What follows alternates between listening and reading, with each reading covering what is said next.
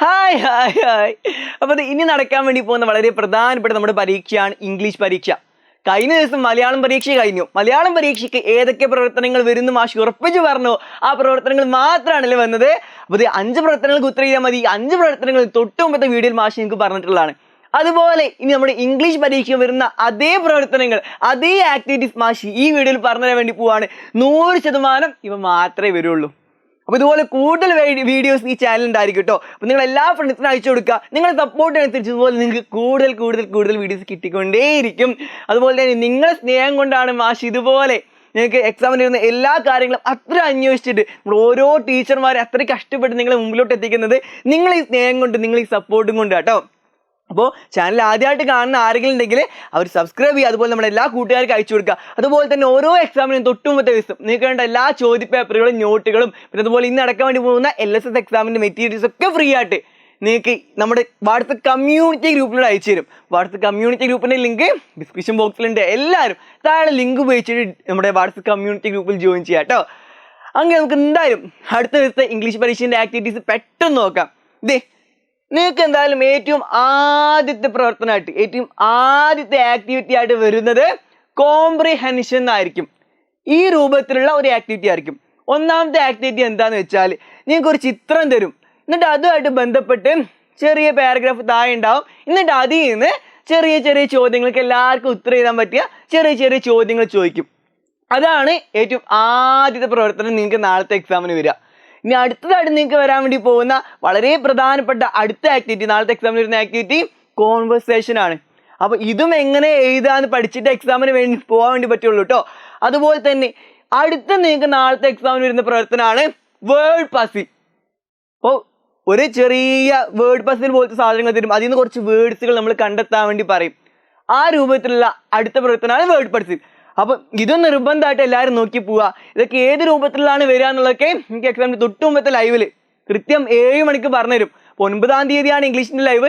8-ാം തീയതി ലൈവ് നിങ്ങൾക്ക് ഉണ്ടായിരിക്കും കേട്ടോ. 8-ാം തീയതിയിലുള്ള ലൈവില് ഇംഗ്ലീഷ് എക്സാമിന് വരുന്ന എല്ലാ പ്രവർത്തനങ്ങളും എങ്ങനെ ചെയ്യുക എന്നുള്ള കാര്യങ്ങളൊക്കെ നിങ്ങൾക്ക് പറഞ്ഞുതരും. അപ്പോൾ ലൈവ് നിർബന്ധമായിട്ട് എല്ലാവരും കാണുക. അതുപോലെ തന്നെ നിങ്ങൾക്ക് വരുന്നത് ഡിസ്ക്രിപ്ഷൻ. അതായത് ഒരു ചിത്രം തന്നിട്ട് അല്ലെങ്കിൽ ഒരു പാരഗ്രാഫ് തന്നിട്ട് അതിൽ നിങ്ങൾക്ക് മനസ്സിലായ കാര്യങ്ങളൊക്കെ എടുത്തെഴുതാൻ വേണ്ടി പറയും. അത് നാളത്തെ എക്സാമിന് ഉറപ്പായിട്ടും വരുന്നതാണ്. എല്ലാവരും അതും പഠിച്ചിട്ട് പോവുക. ലൈവ് കണ്ടാൽ അതിങ്ങനെ എഴുതാനുള്ള കാര്യങ്ങളൊക്കെ നിങ്ങൾക്ക് കിട്ടും. അത് കഴിഞ്ഞിട്ട് നിങ്ങൾക്ക് വരുന്നതാണ് ആഡ് മോർ ലൈൻസ്. ഇത് നാളത്തെ എക്സാമിന് വരുന്ന ഒരു പ്രവർത്തനം കേട്ടോ. ആഡ് മോർ ലൈൻസ് അതിലെന്താന്ന് വെച്ചാൽ ഒരു പോയിന്റ് തരും. അതിൻ്റെ ബാക്കി ഭാഗങ്ങൾ നമ്മൾ പൂരിപ്പിക്കുക. അല്ലെങ്കിൽ അതിൻ്റെ തന്നെ ഭാഗമാണ് റീഡ് ആൻഡ് എൻജോയ് എന്നുള്ള ആക്ടിവിറ്റി. അതെന്താന്ന് വെച്ചാൽ പോയത്തിൻ്റെ ഒരു ടൈറ്റിൽ കൊടുക്കാൻ വേണ്ടി പറയും. പോയത്തിൻ്റെ ഒരു ടൈറ്റിൽ കൊടുക്കാൻ, അല്ലെങ്കിൽ അതിലുള്ള റൈമിങ് വേർഡ്സ് എടുത്ത് ചെയ്താൻ വേണ്ടി പറയും. എന്താണ് റൈമിങ് വേർഡ്സ്, എങ്ങനെ നല്ല ടൈറ്റിൽ കൊടുക്കാം, ഇതൊക്കെ കൃത്യമായിട്ട് അറിഞ്ഞാൽ എക്സാം ഉത്തരം ചെയ്താൻ വേണ്ടി പറ്റുള്ളൂ അല്ലേ. അതൊക്കെ നിങ്ങൾക്ക് തൊട്ടുമുമ്പത്തെ ലൈവിൽ പറഞ്ഞുതരും. മറക്കേണ്ട, 8-ാം തീയതി വൈകുന്നേരം 7 മണിക്ക് ലൈവ് ഉണ്ട്. അതെല്ലാവരും നിർബന്ധമായിട്ട് കാണുക. അടുത്ത ദിവസത്തെ പരീക്ഷയ്ക്ക് എന്തൊക്കെ ആക്ടിവിറ്റീസ് ആണ് വരിക അതുപോലെ തന്നെ ഇവിടുത്തെ ടീച്ചർമാർ എക്സാമിന് അന്ന് രാവിലെ 6:30 നിങ്ങൾക്ക് വന്നിട്ട് പറഞ്ഞുതരും. അപ്പോൾ ആ ലൈവ് നിങ്ങൾ നിർബന്ധമായിട്ട് കാണാം കേട്ടോ. അപ്പോൾ എക്സാം 9-ാം തീയതിയാണ്. 9-ാം തീയതി രാവിലെ 6:30 നമ്മൾ ടീച്ചർമാർ ഉറങ്ങാതെ നിങ്ങൾക്ക് വേണ്ടിയിട്ടുള്ള എല്ലാ കാര്യങ്ങളും സെറ്റാക്കി വെച്ചിട്ട് ഇവിടെ ഇരിക്കുന്നുണ്ടാവും. അപ്പോൾ നിങ്ങളെല്ലാവരും ഫ്രണ്ട്സിനൊക്കെ അറിയിച്ചിട്ട് ആ ലൈവും കാണാം. നിങ്ങൾക്ക് A ഗ്രേഡ് നേടിത്തരാൻ വേണ്ടി നമ്മളെ എല്ലാ ടീച്ചർമാരും, എജുബോട്ടിൻ്റെ എല്ലാ ടീച്ചർമാരും കഷ്ടപ്പെടാൻ വേണ്ടി റെഡിയാണ് കേട്ടോ. പിന്നെ അതുപോലെ തന്നെ നിങ്ങൾക്ക് വരുന്നതാണ് തോട്ട്സ്. അതായത് ഒരു കഥയിലെ ക്യാരക്ടർ എന്തൊക്കെയായിരിക്കും ചിന്തിച്ചിട്ടുണ്ടാവുക, അത് നിങ്ങളുടേതായിട്ടുള്ള രീതിയിൽ എഴുതണം. അതും എങ്ങനെ എഴുതാനുള്ള കാര്യം നമ്മൾ ടീച്ചർമാർ പറയുന്നുണ്ട്. അതുപോലെ തന്നെ പിന്നെ നാളത്തെ എക്സാമിന് വരുന്നതാണ് പോസ്റ്റർ, അല്ലെങ്കിൽ നാളത്തെ എക്സാമിന് വരും നോട്ടീസ്. ഇതെങ്ങനെ എഴുതുക, ഇത് രണ്ടും എങ്ങനെ എഴുതാനുള്ള കാര്യം പഠിച്ചിട്ട് നാളത്തെ എക്സാമിന് പോകാൻ വേണ്ടി പറ്റുള്ളൂ കേട്ടോ. ഇതെന്തായാലും വരും. അതുപോലെ തന്നെ അടുത്താണ് റീ അറേഞ്ച്. അതായത് ഒരാൾ ചെയ്ത ചെറിയ പ്രവർത്തനങ്ങൾ അതിൻ്റെ കറക്റ്റ് ഓർഡറിലാക്കി എഴുതാൻ വേണ്ടിയിട്ട് നിങ്ങളോട് പറയും. അപ്പോൾ ഇതെല്ലാം ഇങ്ങനെ എഴുതാനുള്ള കാര്യങ്ങൾ നിങ്ങളിപ്പോൾ എക്സാമിന് തൊട്ട് മുമ്പത്തെ ദിവസം വൈകുന്നേരം 7 മണിക്കുള്ള ലൈവിലും എക്സാമിൻ്റെ അന്ന് രാവിലെ 6:30 ലൈവിലും പറഞ്ഞിരുന്നുണ്ട്.